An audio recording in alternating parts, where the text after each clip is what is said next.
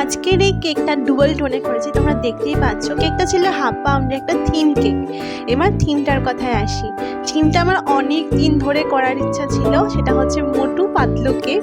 তোমরা দেখে বুঝেই গেছো এতক্ষণে যে এটা মোটু পাতলু থিম কেক। আমার এই ধরনের স্পেসিফিকলি এই চ্যাপটা চ্যাপটা মানে ফিগারগুলো বানাতে না আমার বেশ ভালো লাগে। ইজি যেরকম আর সেরকম দেখতেও সুন্দর লাগে।